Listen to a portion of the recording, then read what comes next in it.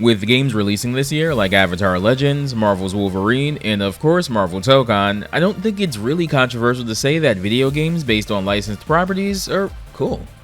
Of course, as with any video game, licensed or otherwise, a game is only as good as the development team behind it, but there's something so neat about seeing a world created for one medium fully realized in an interactive one like gaming. But licensed video games do come with their downsides, and perhaps the most intrusive of all is the license itself. There's all kinds of legalities around bringing licensed games to fruition, and a lot of negotiating and such goes into working out the marketing, what characters, locations, and stories can be used, along with working out if the game can be sold in perpetuity, or if sales have to cease once the license expires. The Capcom Vs series of fighting games are one such series that this has been an issue with in the past. For the Marvel and Tatsunoko fighters specifically, they've had to stop selling the games after their respective licenses expired shortly after release. While thankfully Tatsunoko vs Capcom hasn't really spiked in price all these years later, and every Marvel vs Capcom game can be played on current generation Sony and Xbox platforms thanks to compilations and ports, it still sucks that for a long time, they were largely out of reach for people. But sometimes, things being out of reach also applies to the developers. If you've seen a few of my Capcom Vs videos before, you might recall a few statements I've made about a certain Marvel character in particular. Because his biggest impact on the series is arguably his absence in certain games. I talked about this in War Machine's video, so I won't dwell on it too long, but as it turns out, legal obligations kept Iron Man from Capcom fighters in the latter half of the 90s. As confirmed separately by the producer for Marvel vs. Capcom 1, Kenji Kataoka, as well as former Capcom artist and then resident US comic fan Katsuya Akitomo, Capcom were legally unable to use Iron Man in any of their games between the release of Marvel Superheroes in 1995 and Marvel vs. Capcom 2 in 2000. What game it was that kept them from being used is never mentioned between the two. Only that said license holder had purchased exclusive video game rights at the time. But considering there was really only one Iron Man game released during that time frame that also happens to match up timeline-wise, it's not really hard to guess which game it is. Iron Man and Exiled Man A War in Heavy Metal is a 1996 side-scrolling action game published by Acclaim Entertainment. Some of the younger folks watching this video might not have any attachment to that name, but Acclaim was kind of everywhere in the 1990s. They published the home console versions of quite a few 90s arcade games, including the first 3 Mortal Kombat games, the NBA Jam games, as well as the Turok games, which were developed by Iguana Entertainment, a studio that developed a lot of those aforementioned ports and were eventually acquired by Acclaim proper in 1995. Ironically, the same year that Heavy Metal released, Acclaim would also publish the US Sega Saturn port of Capcom's X-Men Children of the Atom. Funny how that worked out. Heavy Metal itself is an intercompany crossover, having Marvel's Iron Man fight alongside Valiant Comics' Exiled Man A War. I wasn't able to find any kind of information about how this crossover game came to be, only a press release about the game issued on the day of its release. A press release that states that it's the very first intercompany comic book crossover game, which isn't untrue, I guess. However, it should be noted that Valiant Comics itself had actually been purchased by Acclaim in the mid-90s, which explains Acclaim's involvement in this game's existence. So that explains Exiled Man A War, but why have him cross over with Iron Man specifically? I mean, aside from the obvious dudes in power suits theming. Well, and this is just a theory of mine, I think you probably have to look no further than one of Valiant's key creatives and one-time editor-in-chief, Bob Layton, who'd helped co-create Man O' War. Layton himself had also worked at Marvel before Valiant started up, having worked on quite a few books. Notably though, he and David Michelini had worked on a pretty storied Iron Man run in the late 70s and again in the late 80s, introducing key parts of Iron Man's mythos like his specialized armors, and putting out stories like the iconic Demon in the Bottle story revolving around Tony's alcoholism. So I wouldn't be surprised if Acclaim had Layton use some of his connections from his Marvel days to help negotiate getting Iron Man for this game. Again, I want to stress that this is just a theory, and I could be completely wrong about all of this, but I would be shocked if I wasn't at least on the right track a bit. Anyhow, it's time we actually take a look into what this game even is, but before that, I'd like to talk about this video's sponsor, Mantis Sleep. Sure, booting up your fighting game of choice and hitting the lab or doing the ranked grind is good, but what's even more important is getting a good night's sleep so that you're actually fully awake to enjoy those things. Manta sleep masks provide 100% blackout from any light sources and adjustable eye cups, helping ensure that you get the most restful sleep possible. And there's even different masks for specific needs you may need met. If you need music or ambient noise to fall asleep, the Manta Sound Sleep Mask is just for you, which have ultra-thin Bluetooth speakers built directly into the mask without putting pressure on your eyes and face, while still providing the blackout shield Manta Sleep is known for. With so many fighting games arriving these days, there's much to lab and much to grind out, so it's just as important that you get good sleep between diving into these sessions, so why not do what you can to get a leg up in those regards? Be sure to click the link in the description or use the code 7FORCE at checkout on the Manta Sleep site for 10% off. Shoutouts again to Manta Sleep for sponsoring this video and providing me with some of their masks to try out. With all that being said, there's probably one very valid, burning question you all have before we dive into the nitty-gritty of this game. Who the actual hell is Exiled Man of War? Exiled Man of War's real name is Auric of Dacia, a Visigoth from the 5th century. Visigoths themselves being an actual real-life nomadic group that once existed in Europe. In the Valiant universe, an alien race came and abducted some of these Visigoths, Auric being one of them. Auric's able to break free from captivity by stealing and commandeering the Exiled Man of War armor, the alien being's most powerful weapon. However, upon returning to Earth, time has passed. About 1600 years to be exact. Auric now has to contend with living in modern times with the knowledge that everyone he's ever known is long dead, while figuring out what the deal is with the seemingly sentient Man of War armor. The armor itself is actually named Shanhara though. Actually not a bad setup all things considered. That said, not being a Big 2 comic, it could get away with being a bit more graphic than some other mainstream comics, so it's a little more violent than your standard comics fare. Outside of the usual super strength and flight you get with your superhero starter pack, Auric can also attack at long range with wrist-mounted ion cannons, as well as absorb all kinds of energies. Auric can communicate telepathically with Shanhara, who can also shield him from mental assaults, though it may become exposed itself in the process. His right chest plate can also fire a beam known as the Omni Beam, that can do everything from lighting up spaces to completely incinerating them. When Valiant Comics would be bought by Acclaim and become Acclaim Comics, Exiled Man of War would be completely rebooted, starring a different character with a completely different mythos surrounding them. The Man of War in Heavy Metal, though, is very firmly the original, as clearly indicated on the game's character select screen. This game also allows for co-op play as well, but I couldn't possibly hoodwink any friends into playing this with me, so all the footage will be single player here. Also, full disclosure, I'm using the infinite health cheat for this game because this is not a very well balanced game at all, and I love y'all, but not enough to play this game legit. This video isn't really meant to be a proper review of the game or anything anyway, so I don't really feel bad. When starting the game, you get a brief overview of the level you will be starting, the fodder enemies you will be encountering, as well as the bosses you will be fighting. Considering the two comic book characters that make up this crossover and their relative lack of mainstream popularity, much more so in Exiled Man of War's case, this is actually a pretty smart move. Iron Man and Man of War have a pretty basic moveset, with some moves that aren't quite as obvious to pull off. Both characters have temporary flight dictated by the boost gauge. This gauge, along with the health gauge, can be expanded via armor extension pickups in the levels. Both characters have a melee attack, a dashing melee attack, and a projectile. The projectile can be upgraded as well, at one point being able to become something somewhat akin to the spread gun in Contra. Both characters can shoot into the background as well, and this is somewhat important in a few stages, since there's switches and things that need to be destroyed in the background in order to progress. Both characters also have a large beam attack, Iron Man with his Unibeam, and Man of War with his Omnibeam, which is basically the same thing. The first stage in the game is set in a nuclear plant at dusk, and you have to stop Marvel villains Mr. Hyde and Melter from causing a reactor meltdown. Here you can get acquainted with the controls, as well as the enemy and level design, which, as you'll soon find, have nothing but pure contempt for the player.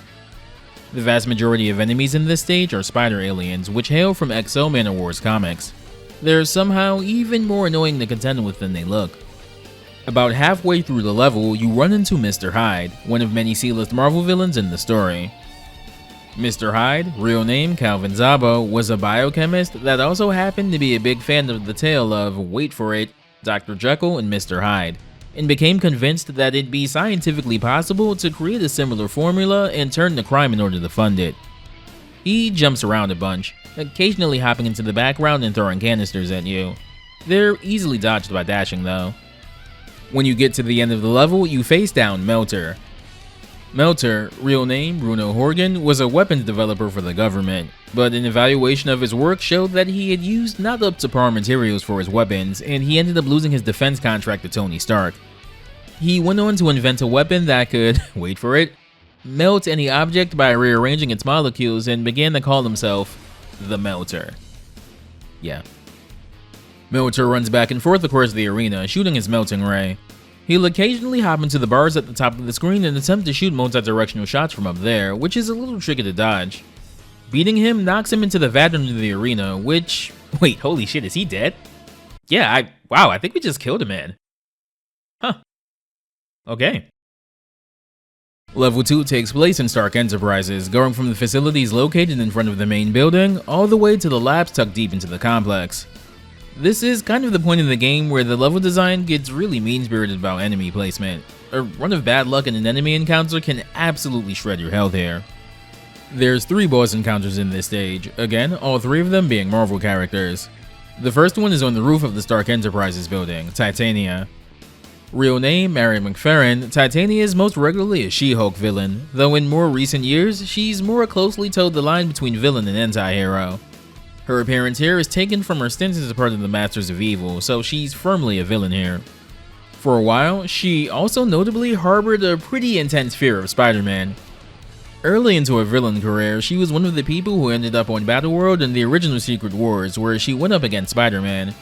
She thought it'd be an easy win thanks to her stature and strength, but Spidey actually beat her pretty badly, to the extent that she actively avoided being anywhere near him for a good long while after that. I don't mean, oh no, Spidey's here, better make myself scarce before he gets me locked up scared. I mean full on, oh shit, I need to get out of here, I'm gonna have a panic attack scared. Titania herself is actually one of the more fair bosses in the game. She'll toss some of the Stark-branded background objects at you, but it's very easily dodged. She'll also try to alternate between low and high kick attacks as well, but hovering over her avoids that pretty easily. Inside the facility, you'll run into Yellow Jacket. Though it was a codename Hank Pym used at one point, the Yellow Jacket here is actually Rita Damara, who stole Pym's original Yellow Jacket suit. Her appearance here, like Titania and most of Marvel's villains in this game, are specifically taken from their tenure as a part of the Masters of Evil. Yellow Jacket would notably make the switch from a villain to a hero though, joining the 1990s incarnation of the Guardians of the Galaxy in the 31st century. Unfortunately, when she'd return to her time, she'd be killed as a part of the infamous Avengers storyline The Crossing. We don't talk about The Crossing. She's another boss with a surprisingly easy pattern to decipher, zipping at you from different angles and occasionally changing her size. At the end of the level, you'll run into Goliath, yet another previous alias of Hank Pym, this time being taken up by Eric Jostin. Speaking of names, he originally used to go by the name Power Man, but he actually ended up getting into a fight with Luke Cage, who also used that same alias at the time as well. Cage won, and he took the name with him. Like Yellow Jacket taking the mantle, Goliath can grow in size exponentially, and was also a part of the Masters of Evil as well. Over the course of the fight, when you hit certain health thresholds on Goliath, he'll grow even bigger, which does make his attacks more of a pain in the ass to dodge, unfortunately. Stage 3 is in New York, but very specifically the New York of the Valiant universe, as one of the main background elements in this level is Orb Industries, which itself is a corporation that initially doubles as a front for the Spider Aliens before Arik is able to wrest control of it. There is also a portion of this stage that takes place in the subway system, and as a lifelong New Yorker that depends on public transit, not gonna lie, this is actually kind of impressively accurate given the hardware. The major boss of this level is Mistress Crescendo, a former queen whose empire was once conquered by the Visigoths, Arik's people. Upon finding out that Arik is the last surviving Visigoth in modern times, she pretty much dedicates her life to making sure she kills him. Crescendo uses illusions during the fight, and while I'm sure there's probably a way to tell which illusion is actually her, I've found myself mostly taking blind swings and just hoping for the best. Stage 4 takes place in a rainforest, the boss of this stage being a Dromak gladiator, Dromax being an alien race in the Exiled Man of War comics that have plotted to take over the Earth. The boss fight against it is kinda whatever, but the most notable thing about this stage is the shoot 'em up section in the second part of the level. It works surprisingly well actually, and it doesn't overstay its welcome either. There is a Marvel villain sub-boss here though, Absorbing Man. Real name, Carl Creel. Absorbing Man first appeared in issue 114 of Journey into Mystery, getting his powers from a magic potion that Loki secretly laced. As his name suggests, he has the power to absorb the properties of any material he touches. He, like many other Marvel villains in the game, also served on the Masters of Evil at one point, and is actually the long-term romantic partner of Titania. He carries around a wrecking ball, which is also affected by his powers, thanks to it being present when he first drank that fateful potion. After lowering his health a bit, he absorbs some of the debris from the helicopter crash in the background, which ups his defense. Stage 5 takes place in the castle of Arnim Zola, where the aforementioned Dromak aliens have him digging for something. Zola is primarily a Captain America villain, commonly associated with Red Skull and Hydra, being well versed in biochemistry in particular. The deeper into the castle you go, the more mechanical stuff you start seeing, which makes sense, though the enemies get even more aggressive here than before. There's a lot of flying you have to do in this level, so it's really important that you keep your boost meter topped up as you proceed along. The sub-boss of this stage is Doughboy, a blob-like artificial life form created by Zola. Funnily enough, this game is like one of 3 appearances Doughboy's had in extended media outside of comics. He later appears in both Avengers Earth's Mightiest Heroes as well as Avengers Assemble. Zola himself shows up to fight you after, and for being this late in the game, it's surprisingly not total BS. He stays in the background during the fight, instead summoning enemies for you to deal with, though you can also shoot him this entire time. You might have noticed that giant drill in the background of the Zola boss fight, and afterwards we learn why it was being used. That object that the villains from both universes were drilling for in the ocean floor?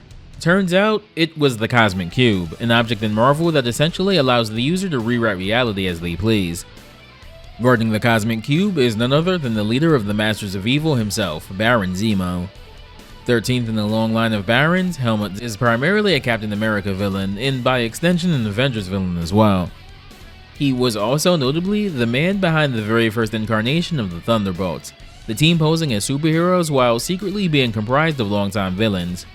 This ruse also even extended to the real world, where the book's first issue was promoted as a new superhero team until the very last pages. It's one of the best comic book twists of all time. Zemo cycles between using a sidearm if you get too far from him and using camo to hide himself. If you nab him once he rematerializes, you can potentially lock him into a loop of using the camo to hide, returning, hitting him, and repeating the process. If that seemed a little too easy, immediately after, you fight Mistress Crescendo again, who largely fights the same as before, though she's still marginally more annoying than Zemo. In the game's final stage and boss encounter, you fight General Krytos, leader of the band of Dromak aliens, who apparently wants to use the Cosmic Cube to have control over both realities. This final boss fight sucks, man. He has a ton of health, high-ass defenses, and most annoyingly, he heals himself. So when it looks like you've made some headway, he'll heal himself for a good 40% of his life back. The best way I found to deal with him is to use Iron Man's dash and kick attack, which hits multiple times and can outdo how much he heals over time if you hit him with it consistently enough. Beating him causes the space fleet to blow up and the Cosmic Cube falls back to Earth to the bottom of the ocean, but more importantly, you've saved the day and freed yourself from the monotony of this game. Heavy Metal initially released for the Sega Saturn and PlayStation 1, with an Atari Jaguar CD version being announced but cancelled at some point, the only proof of its existence being a press release announcing that version. A PC release soon followed after the console ports. However, this game also released on handhelds, specifically on both the Nintendo Game Boy and Sega Game Gear. This version of the game was developed by Real-Time Associates Seattle. That name might not stand out too much, but they'd come to be known by a different name a few years later, Kryptonite Games. Kryptonite specifically worked primarily on handhelds like the Game Boy Advance, DS, and PSP. Most notably in the late 2000s, they had a run of surprisingly fantastic licensed Metroidvania titles on both the Game Boy Advance and the DS. They developed the Game Boy Advance version of The Legend of Spyro the Eternal Night, as well as the Nintendo DS versions of Spider-Man Web of Shadows and Spider-Man Shattered Dimensions, and all 3 are honestly really great games overall. This game isn't nearly as good as any of them, but it is one of those multi-platform Game Gear and Game Boy games that's actually identical between versions, aside from the Game Gear version being in full color. The levels themselves are also massively pared down from the console game, but still keeps most of the themes, but also still not really great overall. I do think the Game Gear version is legitimately one of the more impressive looking games on that platform though. Before we end things, I think it's also important to point out that Heavy Metal also has a two-part comic adaptation as well, written by Fabian Nicieza, who's done a ton of stuff in Marvel, specifically on the mutant side of things, having written for X-Men, Gambit Solo series, and Cable and Deadpool, among many other things. The story in this more or less covers the setup of the game's main event, which isn't really told to the player in-game. Essentially, the game's story is set in motion with the Masters of Evil in the Marvel Universe joining up with foes from the Valiant universe to use the Cosmic Cube to rewrite both worlds' realities. The second part of the comic actually has cameos from the Avengers, which is pretty nice. The comic itself is kinda standard fare one-off crossover stuff. If you've read one, you've read them all really, but in this case, I'd almost argue that reading this is a better use of your time than actually playing the game. All that said, there's really only one thought going through my head when I was engaging with Heavy Metal. We lost out on Iron Man in Marvel vs. Capcom for this? Damn. I mean, in the end, Iron Man came back in Marvel too, and we got War Machine out of the whole fiasco when we likely wouldn't have otherwise, so all things considered, it was kind of a net positive overall. But no, for real, I wouldn't even play this if you already haven't for like historical curiosity. It's not really worth it. Not the absolute worst game in the world, but it's boring and tedious and it feels like it goes on forever. I promise, you have so many better uses of your time. Anyway, that's going to do it for this video. As always, thanks for watching, and a special thanks to the patrons that support the channel. Take care, stay safe, and I'll see you next time.